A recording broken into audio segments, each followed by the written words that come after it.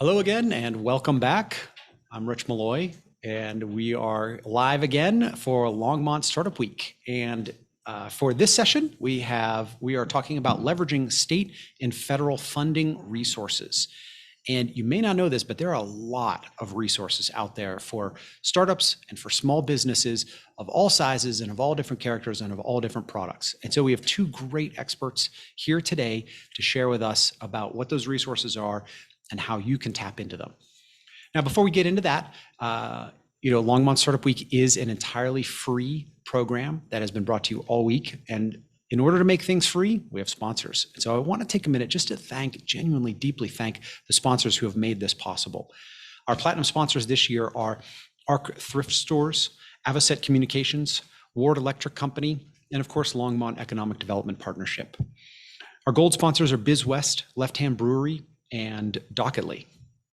Our connected sponsors are Downtown Longmont and High Plains Bank. And our in-kind sponsors this year are Handprint Inc., Circle Graphics, Sticker Giant, and Chop 5. So thank you all so much for the time and energy that you have put into Longmont Startup Week. Thank you to our great volunteers as well. And so this is Revitalize Day for Longmont Startup Week. We're talking about capital. We have just had some great sessions on leveraging community, on building a banking relationship. I learned a ton from both of those sessions, and I expect we're going to learn a lot here today about leveraging those state and federal resources.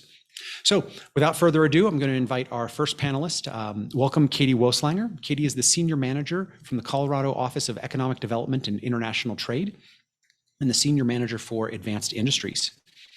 As an advocate for innovators and entrepreneurs, Katie leads Advanced Industries Accelerator Program for the Colorado Office of Economic Development and International Trade, which is quite a mouthful. You can also just call it OEDIT. And so as the senior manager, she develops early stage and startup Colorado companies in 7 industry verticals. She works to enhance the state's advanced industries through partnerships with Colorado University Technologies transfer offices and with 30 federal labs and advanced industry stakeholders. So please, everybody, welcome Katie to the stage. Hi there. Good morning, Rich. Thrilled to be here. Yeah, Thanks. Great to have you here. And also I'd like to welcome Patty. Patty is joining us virtually. Patty, please turn on your camera so you can join us on stage here, virtual stage. Patty is the Export Finance Manager for the Small Business Administration Office of International Trade. Patty is an Export Finance Manager with the SBA's Office of International Trade and is one of 21 colleagues around the nation who help small businesses finance their exports. She started as a volunteer at the Galveston Small Business Development Center and continued as an employee for 6 years before moving to Ex-Im Bank, where she worked in multiple lending divisions. During her 10 years in trade and finance, she completed 152 transactions supporting agricultural equipment, trailers, printers, heating systems, silos, tractors. Patty is also a senior fellow with the Partnership for Public Service Excellence in Government. So thank you, Patty, for joining us. My pleasure. Good morning. Good morning. So let's kick it off. I want to start out with OEDIT and with the Advanced Industries Programs. So Katie, I'm going to turn it over to you to talk about what OEDIT offers and the 3 different stages and the 3 different programs that you have to offer. Great. Yeah. Excited to talk about the Advanced Industry Programs today. Just want to talk about our 3 main funding programs and opportunities for small businesses and entrepreneurs. So I'll just run through them really quickly, and then I'll talk about our process, and then leave some time for Patty to talk about our great export programs. So our first stage of funding is proof of concept, and that's for small businesses, for technologies that are being developed at a university. And you have to apply through a university technology transfer office. You can apply for $150,000 with a $50,000 match, and that has to be cash. And then our second stage of funding is really for small businesses and startup companies that are developing their products and technologies. So we do have 7 advanced industries, as Rich mentioned. So there's aerospace, advanced manufacturing, bioscience, electronics, energy, natural resources, infrastructure engineering, and technology and information. And so basically a startup can apply for $250,000. All of our funding does require a match. So you have to have $500,000 of cash. That can come from venture capital, angel investment, any federal funding that you might be leveraging at the time. And just to talk about the process, so we offer this funding twice a year. So this is great timing. So we have an application open right now. It opened on July 1st. It's due on September 1st by 5 o'clock. So if you're an entrepreneur, I encourage you to apply. And then the way that the process works is that we engage with business, technical, and financial experts in the community that review our applications. And then we partner with all of our major trade associations in each of those 7 advanced industries. And so we have an independent review that happens where we score, we rank all of our applications, and then we convene a subcommittee meeting where we down select our most competitive applications. And so from there, those competitive applications advance to our full committee day where there's a pitch event that happens. And then there's a final recommendation that happens, and everything goes to our State Economic Development Commission for approval. So that's the process. And again, I encourage everyone to apply. And then our last funding opportunity is our infrastructure. So that's Advanced Industry Collaborative Infrastructure Funding. We offer it once a year, and you can request up to $500,000. And again, you do have to have a 2-to-1 match, so $1 million. But the intent of this is really to build a large scale public-private partnership type opportunity with multiple partners. So that opens in the spring. And that's about it for the advanced industry funding opportunities. So let's go through that again. We've got proof of concept, early stage capital, and collaborative infrastructure. That's right. Okay, and proof of concept is specifically focused on you have to be coming out of a research institution, such as a college or university. That's correct. So we work with all of our technology transfer offices at all of the universities, mines, all CU campuses, CSU. National Jewish Health is also included in that. And then any federal lab is also eligible to apply for funding. Excellent. All right, great. And so then let's talk about the early stage capital. Is it new that there are 2 application periods per year? Was it only 1 previously? We actually used to do it 4 times a year, Okay. which that was a long time ago. I had to take that away because too much. But we do it twice a year now. So our next cycle opens in January with a March deadline. Okay. And how does the early stage capital piece differ from the collaborative infrastructure piece? Yeah, that's a great question. So people, often think they hear the word infrastructure and they think, oh, I'm a small business, I need to build out my infrastructure but that's not the intention of it. It's really early stages for those technology development, refining your prototype, your MVP, really maybe re-engineering things before you're ready to go to the commercial market. And then infrastructure is really for larger scale projects that have multiple partners involved in, like community partners, a nonprofit, the private sector, maybe a government entity. Gotcha. So as we're talking about startups, mostly for Startup Week, right? Is the early stage capital, is that probably the right place for them to be? Yeah, I would say that that's the best opportunity for early stage startups. Okay. And so the matching on that is also 2 for 1? It's 2-to-1, yeah. So you have to have $500,000 of cash. Again, it can come from your own revenue, should you be profitable, angel investment, venture capital, or again, any federal funding that you might be receiving, like the Small Business Innovation Research, SBIR grants, DOE, NIH, NSF, any of those funding programs. Okay. Once you're accepted, so you apply, you're accepted, or you win an award. Does that money run out? Like, do you have to use it by a certain point? Yeah, that's a great question. We actually have terms. So we do a formal state contract with you. You have a 2-year limit if you're a non-bioscience industry. And if you're in a bioscience sector, then you get 3 years to complete your project. Okay. All right. Gotcha. Okay, let's shift gears really quick and talk about exporting. Patty, this is your world, right? Like, can you tell us about the export programs and who they're set up for and how people should be thinking about them? Sure. So the SBA has set up 1 grant program and 3 loan programs for small business exporters. And the grant program is the State Trade Expansion Program, also known as STEP, and it's administered by OEDIT, and Katie is the administrator. And the STEP grant awards a maximum of $15,000 to support small business exporters and their market development costs, such as attending trade shows or translating websites. And so any company who is new to exporting or experienced exporters pivoting to a new market are eligible to apply. So there are also the 3 loan programs that the SBA has set up. They are the Export Express, the Export Working Capital, and the International Trade Loan. And the Export Express is set up for new exporters. Well, you actually have to have been in business at least a year to be eligible for any of these loan programs. But sometimes that can be waived based on the experience of either the key managers or the owners.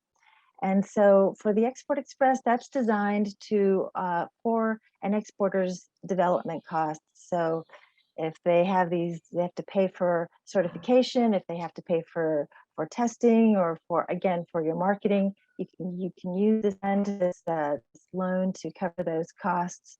And it's a very flexible program. So the SBA gives authority to some lenders, and they can do this application rather quickly. So one of the other nice benefits of the Export Express is that if you sell, for example, if you were to sell to one of your buyers and mandate payment up front, then your buyer may mandate, I will pay you up front, but I need you to set up a standby letter of credit. So you typically, when you go to your lender to set up a standby letter of credit, you are required to put down 100% cash collateral. A letter of credit under this Export Express loan program only needed 25% cash collateral, really saving a bulk of your cash that you can plow back into your company.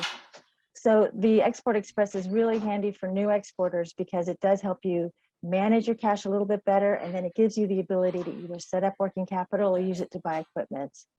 The next 2 loan programs are really for established exporters. The Export Working Capital Program, you can bring in your invoices. If you sell on terms to your strategic buyers, you can take those invoices into your lender, and the lender can do an advance on those invoices of up to 80% of the value of the invoice. Once your foreign buyer pays you, then you pay down the line of credit. And then the final loan program is the International Trade Loan. Again, it's for more established exporters who are hitting their capacity, so they need to increase their production. They may need to invest in a new production line or more warehousing, or hire more employees, so they can use the International Trade Loan to help them improve their export capacity. And that's really it for the 3 programs and the grant program.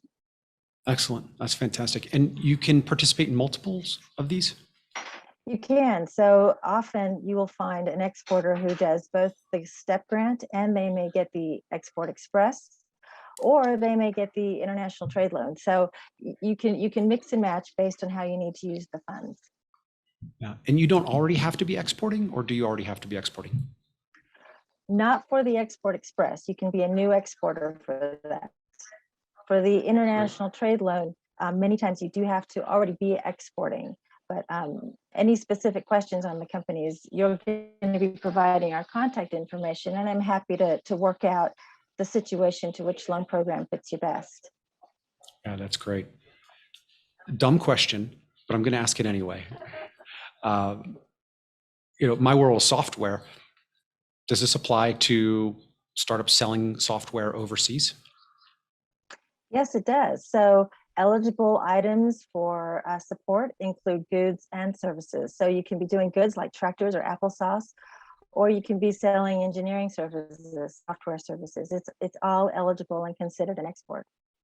Interesting, like pure SaaS. And so it's just a it's a site and you go and you sign up and you pay $10 a month for it, and that's eligible for export credits? If you can show that the buyers are foreign buyers, then yes, it's an export. Wow, how about that? That was not the answer I was expecting, by the way. So that's great. Excellent. What are some pitfalls that companies should avoid when when getting into the export world, and also when trying to apply for the programs and working with the grants that you have available? One of the pitfalls is that a company doesn't do its research. So, a company might be selling domestically, they have a really strong website, and then they get contacted by a foreign buyer. And you really need to investigate these contacts and make sure they're legitimate. There are horror stories out there about companies who have not researched their foreign buyers. And there's a whole network of folks out there ready to help you do that research. You can contact the U.S. Commercial Service. They have an office here in Denver, and they can help you not only research and do your market due diligence, but they can also help you do your due diligence on those foreign buyers. Make sure you're working with a true company that will pay its bills. And then you can also work with the World Trade Center here in Denver as well. And the World Trade Center here in Denver can help you also do your market research. So when you get those contacts and you start getting really excited about making these overseas sales, do your research first. There's plenty of folks out there to help you and plenty of resources for you. Yeah, boy, that sounds like a terrible scenario. Katie, how about from your side, as startups are stepping into this world of tapping into the federal and the state resources, what are things that they're missing, not thinking about, and what are some mistakes that they should avoid? Yeah, no, great question. I think oftentimes businesses are so busy that they don't realize that there are state and federal resources available. We have, plenty of, funding opportunities for people to take advantage of, even at the broader whole of our office. And there's the Small Business Development Center there, division within our office, so people can take advantage of those resources that they offer. But I would say that, just not knowing what's available and resources they can tap into. With the advanced industry money, it can help you really scale and grow your business, and it's non-dilutive capital. So we don't take an equity position or anything like that. So you can use state money to help really further your commercialization goals. I'm surprised so I have a small venture fund, invest in Colorado and startups elsewhere. I'm always surprised when a startup is not taking advantage of the OEDIT credits. I know that they're there. I send them to startups, and especially as they're closing right around one of the deadlines, then it just always seems to me like, wow, this is just free money that you need to tap into. Like the state wants to give you the money. Right.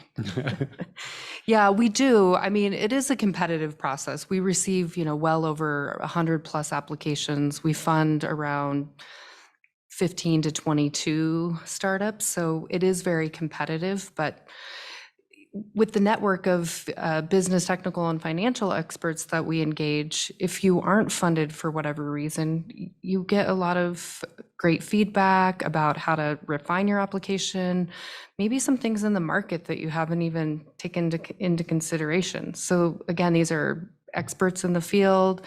They've been around the block for many years. They are founders, serial entrepreneurs, had some exits, really great success. So I think that feedback is pretty invaluable to startups, to get that feedback like, oh, okay, maybe I need to think about my business differently. And then the other thing I would say is don't apply too early.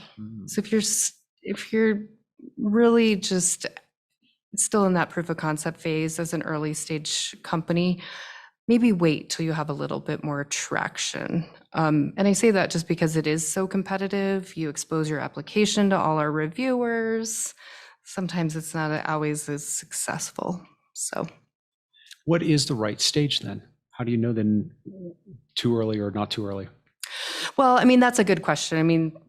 I think some people that just have their napkin sort of idea, that's way too early. Yeah. So we do require that you have a working prototype. It doesn't have to be ready for the market. that's what's really great about our program. Like, that's the gap we fill. We can help you re-engineer it, refine it, work with some other partners to help you, and then get you ready to launch. And then further you to get ready to raise money. Yeah. Excellent. Very cool. And you mentioned in there the small business development centers, the SBDCs, another great state resource not enough people are taking advantage of. Can you talk about those? Yeah, great.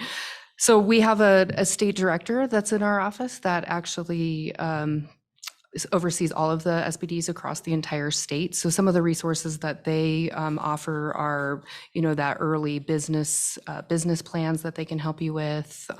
Some of the centers have consultants they work with that can help you write federal grants or have expertise in how to go down that path. I think that's another sort of challenge, is understanding how to write federal grants for the different agencies. And then some of them, like the Boulder SBDC has like a whole tech venture accelerator program that they either offer to like women or different startup companies. And it's basically a cohort where you are engaged with different consultants that walk you through like, that early business development, marketing plan, then media, those kinds of things that you need, really to launch your business. So, and again, there's an SBDC in pretty much every community that I always encourage people to get involved with. Awesome. Those SBDCs are really great resources, and the Boulder one is very strong, especially considering the tech community that's out here. So for the Longmont folks, for the Longmont startups, the Boulder SBDC would be the local one that you should be tapping into. I have a couple of questions that I just saw, so thanks for folks that are putting questions in the chat. And so I'm going to go through these. Sorry, I missed these earlier. Can you walk us through the deadlines and timelines a bit more? And maybe we could do that for both the OEDIT and the exporting. Yeah, no, absolutely. So for advanced industries, again, it opens in the spring cycle is January. So the application opens in January 1st, and then it closes on March 1st. So it's open for a couple months, so you can really prepare and a good competitive application. And then our current cycle is July 1, it opens, and then September 1st is the deadline. And then for awards, the awards will be made in mid-November. So that will help you if you're raising capital of when you need to have that matching funds in the bank. How long do you have to reach the matching fund amount? That's a great question. So there's two ways. I mean, when people apply, they either have the match on hand. So that's great if you're in that position and you have some cash in the bank. Some people are raising money, and that's great too.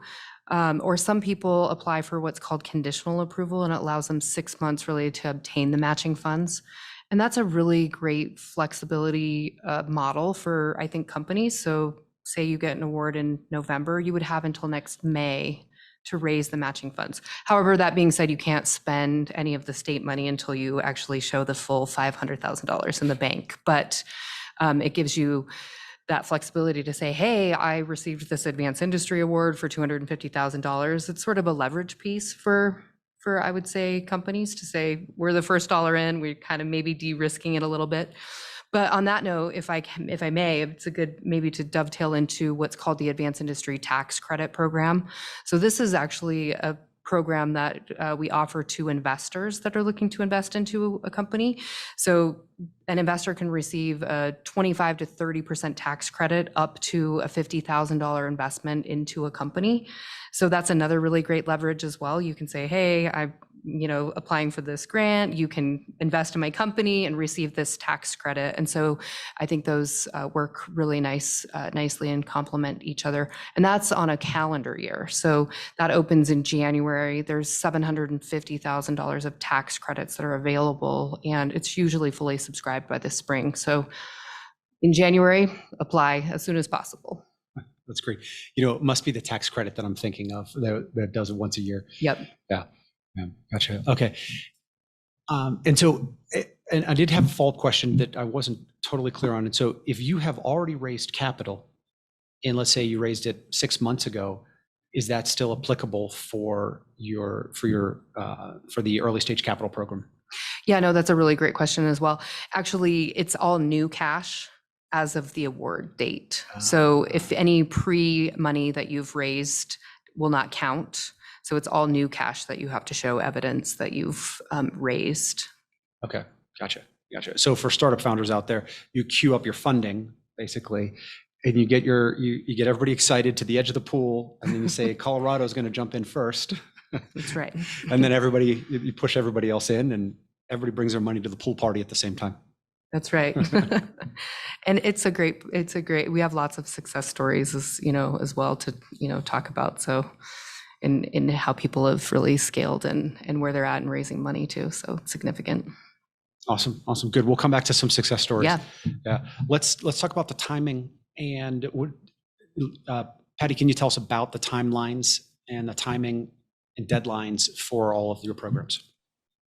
Well, I'll let Katie handle the step guidelines and timelines. But with regards to the export financing, that's all dependent on the exporter. So because you're working with your local lender. So the important thing is if you don't already have a lender, go and start talking to your lender. Start that relationship. Make that a comfortable relationship that you're comfortable asking these difficult questions, and make sure that your bank is also comfortable working with international trade. And so one of the biggest lessons learned during COVID was that the companies who survived the best and got the funding, the most reliable funding, were those who already had relationships with their lenders. So start that relationship now. There is no time when you cannot apply for an SBA loan. Any month, any day, there is no deadline. It's really based on when the company needs the funds. And Katie, I'll throw it back to you to talk about the step deadlines. Yeah, no, great, Patty. So thank you. So yeah, as Patty mentioned, the State Trade Expansion Program, that's actually funded in part by the Small Business Administration, and the Office of Economic Development and International Trade administers that funding. And so as Patty mentioned, there's two different strategies that our office deploys with that funding. So one is that we go to different trade shows around the world based on our industry verticals.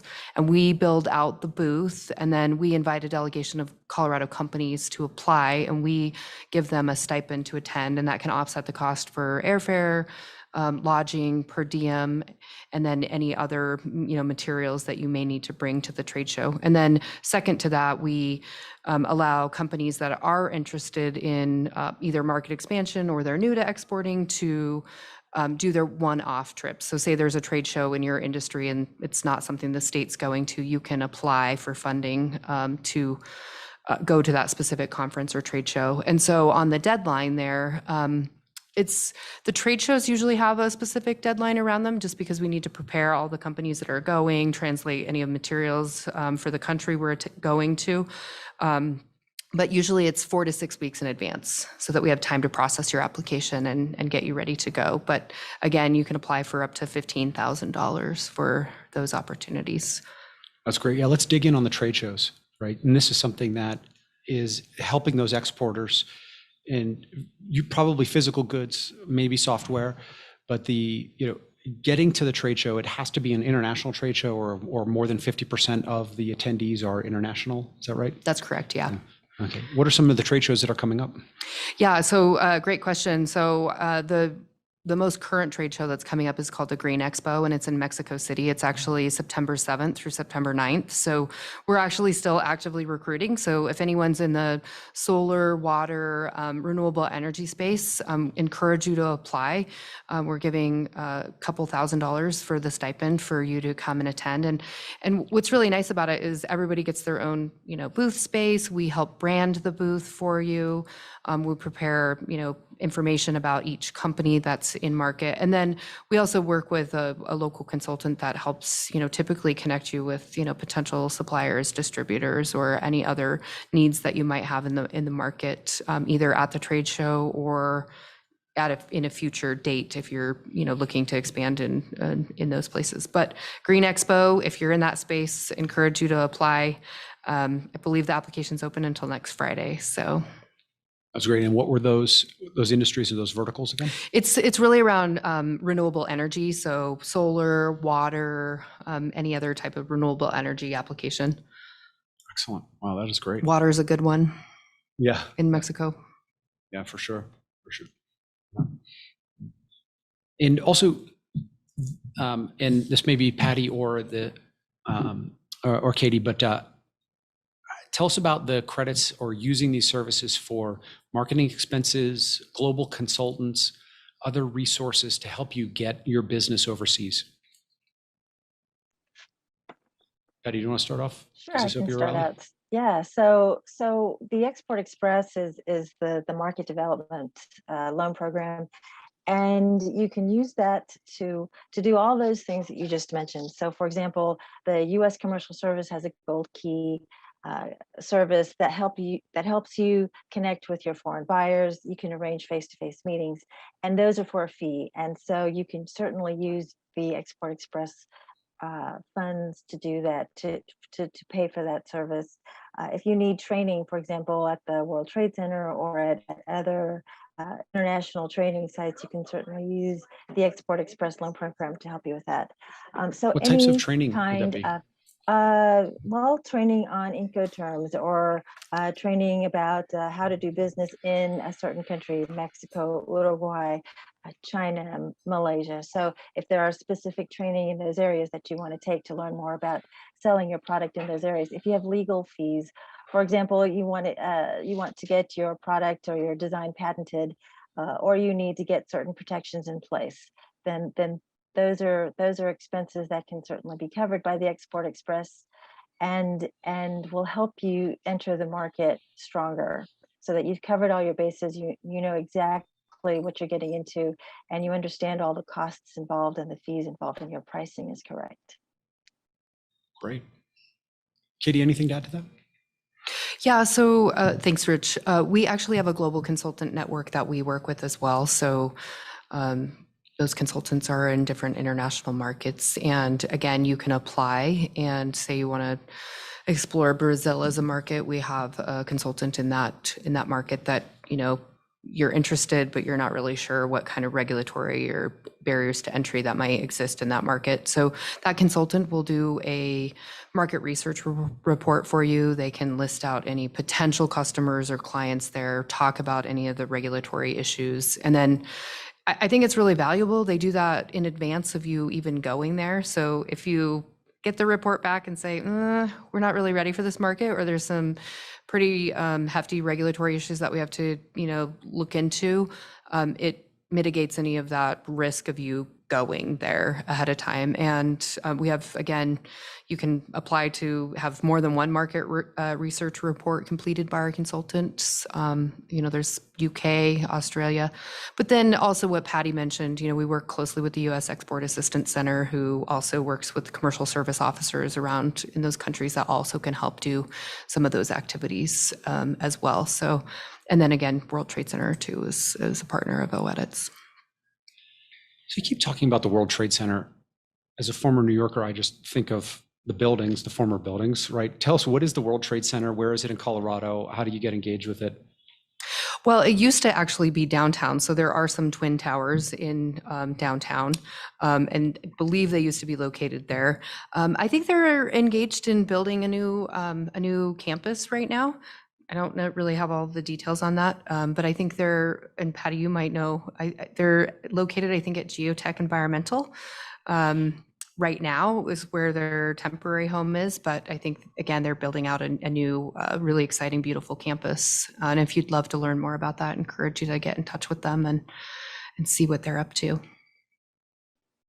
So I can't speak to their location, but I do know that their ability to provide some really strong consulting and strong training is almost unmatched. So they're located in downtown Denver. I can certainly send you contact information for them, and they have a course catalog available online. So they're a very good resource. And there are so many solid resources here in Colorado. Exporters and small businesses in general are so lucky, because you can go from the World Trade Center to the U.S. Commercial Service to the Small Business Administration to OEDIT and on to the Small Business Development Center and everyone else that we have contact with. So there's no shortage of assistance that small businesses can go to for assistance.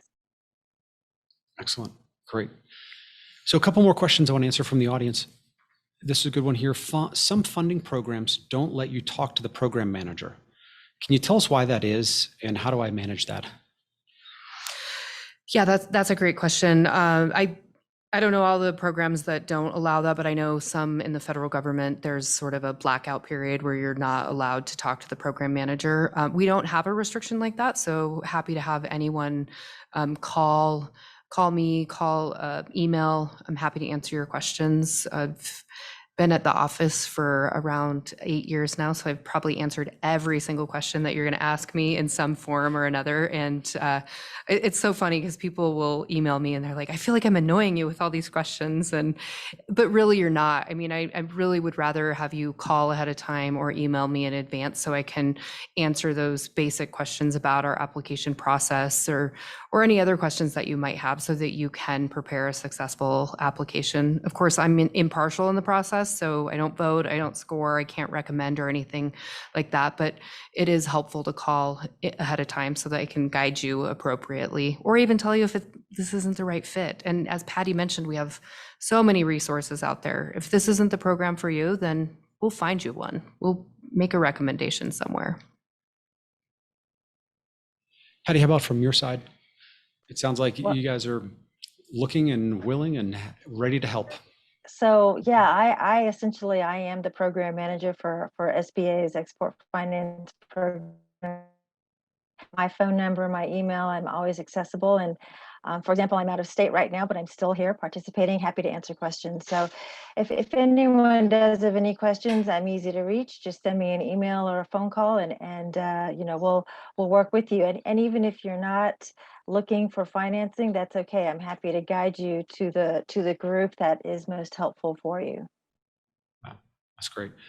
And I know in it, as we were preparing for this, you've provided a bunch of materials and resources and links and all of those things. And so we'll talk to the organizers and the volunteers from Longmont Startup Week, a way to get all that information out to everybody. All right, so we'll make sure that information that both of you have put together, you know, is available and accessible. But I mean, just even going into your local SBDC is enough, and they'll be able to point you in the right directions. So I want to go back to I've got a question actually that goes back to, relates to OEDIT and the three main industry programs, right? How do you pick which industry to apply to?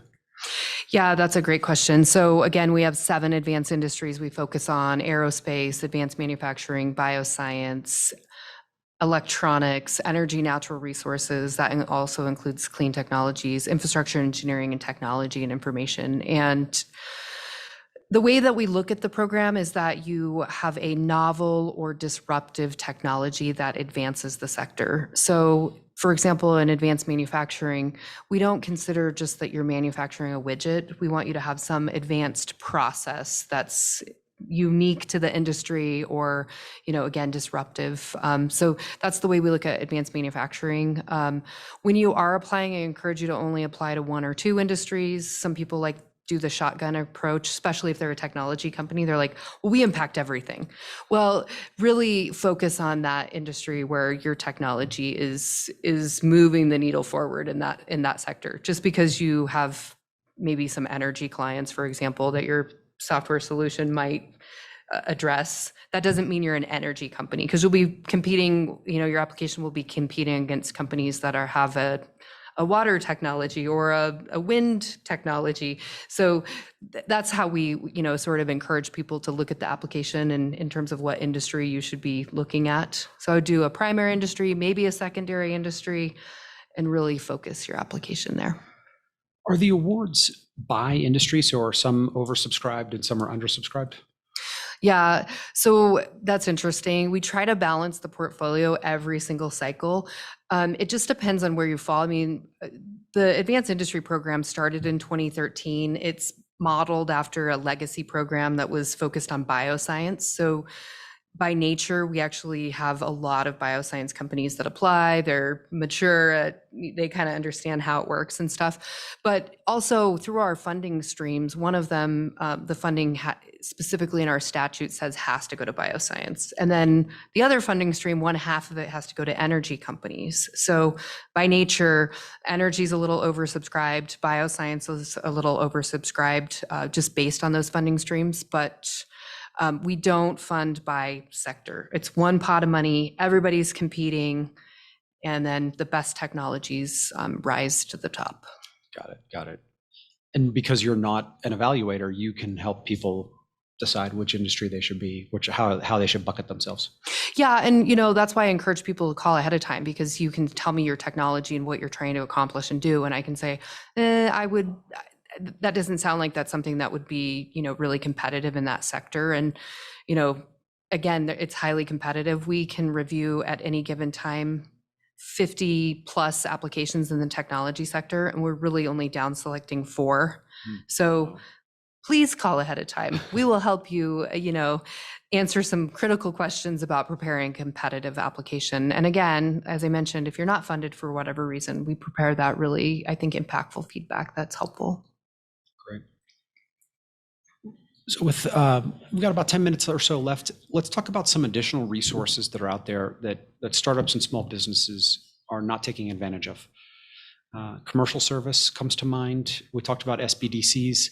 What else are resources that the state and the federal government provides that startups and small businesses should know about?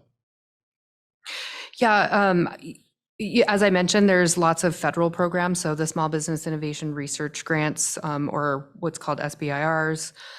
Most federal agencies offer some type of program funding that you can, there's phase 1, phase 2, and different stages of funding that you can take advantage of.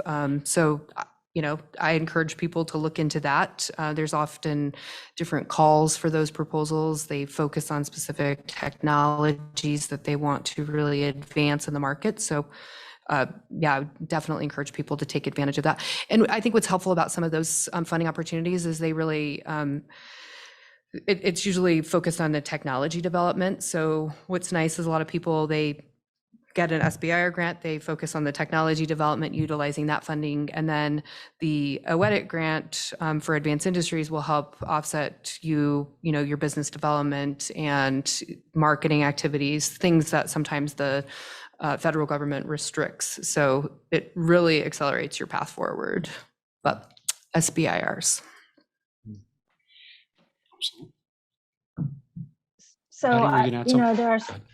Sure. So there are lots of groups out there that can offer assistance, either counseling or training, and sometimes matching funds. And it all depends on your industry. So, for example, you might, if you're an agricultural product, or you take an agricultural product and you produce something from it, like hot sauce or some kinds of food that you do export, then you can check in with the Colorado Department of Agriculture, or you might even check with WUSADA, the Western U.S. Agricultural Association. The WUSADA also offers matching grants to attend trade shows, very similar to the STEP grant. So if you're in agriculture, you have other resources to turn to. There's also the Veteran Farmer Coalition, there's the Latino Chamber of Commerce, there's Manufacturer's Edge. There are whole groups of folks just waiting to answer your questions and to help you be better at exporting or at producing a product. And so there are other funds out there. You just need to tap into that particular industry. Excellent. Tell us a little bit about the Manufacturer's Edge. So Manufacturer's Edge, they can provide you information. They can walk into your shop and they can give you some tips in terms of how to lay out your equipment, what equipment would work here, and just to be the most effective producer. So they can help you do that. If you're planning on purchasing new equipment and setting up or redoing your shop, then Manufacturer's Edge would be one group you'd want to go to make sure it's as efficient and effective as possible. Great. As we're sorry. Oh, well, I was just going to say, just a note on that, like we work with all of our industry trade associations. So Manufacturer's Edge is one of them, but there's the Colorado Advanced Manufacturing Alliance, the Colorado Clean Tech Industry Association, the Colorado Bioscience Association. Denver Metro EDC. They have some programs that we partner with in terms of aviation and aerospace. And, I would just, my words of advice in that is, again, they may not offer money, but they offer programming and access to different resources and different events that they host. And I think that, just getting to know some of those partners is really helpful for your business as well. Great. I would love to hear a great success story about, a company that has come up through the program and continue to grow and build. Yeah, no, happy to give you one. So to date, I mean, I do an annual report every year that goes to the state legislature. This is taxpayer dollars, so we're really prudent with diligent with the money. But we've deployed about $86 million to date. We've leveraged 1.6 billion of third-party capital back into the state. And some of our metrics, we focus on job creation and job retention and any patents that have been created. But, a few things come to mind. There's a company called AMP Robotics. They had, I think, two to five employees when we first funded them in 2015. I think they just raised over $30+ million, and now they're looking to expand into a new facility. And I think they're exporting and expanding in Europe, and I think they have around 80, hiring close to 100 people. I think I saw Chris Pearson and Doug Campbell here, Chris from Rocor and Doug from Solid Power. Those are also advanced industry recipients. So Solid Power, I mean, they're on fire right now. Just raised a really big round. Super proud of them. They were actually one of our first advanced industry grants that got funded. So love all of those stories. I'm always like a proud mom, like, oh, look at everyone doing so well. So I think the funding just is super impactful and helpful for, companies that need that first dollar. Yeah, that's great. Patty, any great success stories come to mind on the exporting front? Sure.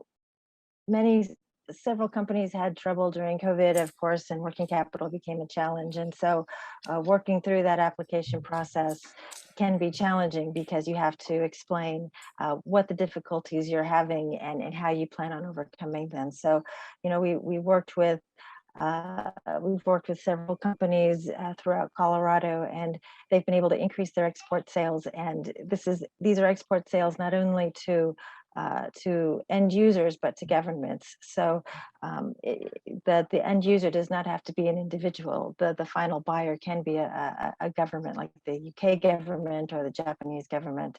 So just having that cash on hand and being able to work comfortably without being concerned that you're going to run out of cash before the bills are paid can really be the stress reliever when it comes to applying for an SBA loan. Excellent. And Patty, is there anything that we didn't cover today that you just want to make sure that our audience hears? That we didn't cover today. We've covered a lot of ground, but I did want to make sure that it was understood that there are two types of exporters. There's the direct exporter who sends their goods directly overseas, and then there's the indirect exporter. And an indirect exporter will sell their goods to a U.S. company, and then that U.S. company will then ship overseas. And so that original company is an indirect exporter and eligible for SBA financing. So, for example, your company might manufacture brake pads or wheels, and you sell those brake pads to a U.S. equipment manufacturer, and that equipment manufacturer ships those goods overseas. That's and you, as the brake pad manufacturer, are an exporter, and you're eligible to apply. So, any questions at all about whether or not you're eligible for the program? We can figure out those answers. And if you don't quite fit the export finance program, there may be another program that does fit for you. Got it. Great. Katie, what didn't we cover that you'd like to go over? Oh, I feel like we covered all the things. Really just the deadline, again, upcoming September 1st. Encourage you to get in touch with us, reach out, ask questions, apply early. I'm always astounded how many people wait until 4:58 to submit their application. And I get it. It's big, it's long, it takes some time, but start early. It does take some time to prepare. So want to make sure you prepare a good competitive application to submit on time, but Don't wait till the last minute. And if you do just start your application, maybe the day before, I wouldn't submit it. Don't, because it's not going to be as competitive or compelling yet. You should wait till the next one. So, but that's all I have. Great advice. You know, I always joke that there are deadlines and then there are government deadlines. Yeah. And plus you'll have a technical problem Yes. on the day of you have to submit it. So we want you to avoid that. We want you to be successful. But I can say from experience, having won SBIRs, there was one time where there were literally 56 seconds left on the timer when we finally got to hit submit. And the website was crawling because everybody was hammering it with their applications at the same time at the last minute. So start those applications early. Excellent. All right, well, wonderful. This has been amazing. Thank you, Katie, and thank you, Patty. Thank you for all the resources that you provide to the Colorado community. And thank you for all the work that you do and always being open for business and supporting Colorado startups. So next up, everybody, I want to tease up the afternoon schedule here. We're going to have a great afternoon here at Longmont Startup Week. Next up, we have how to decide what kind of funding is right for your startup. And then at 1 o'clock, we're going to go through entrepreneurial dilemmas to give, take, or keep equity. And some great folks on that panel. And then at 2 o'clock is the panel on how investors think, how to present yourself and talk about your business and what you need to put in a pitch deck. And Peter Adams, who literally wrote the book on venture capital investing for dummies, will be part of that panel as well. And then finally, don't forget, 4 o'clock, 300 Suns. That's 4 p.m., 300 Suns, not 3 p.m., 400 Suns. Is our closing night trivia party for Longmont Startup Week. Thank you, everybody, for participating. Thank you to our volunteers and to our sponsors. And have a great Longmont Startup Week.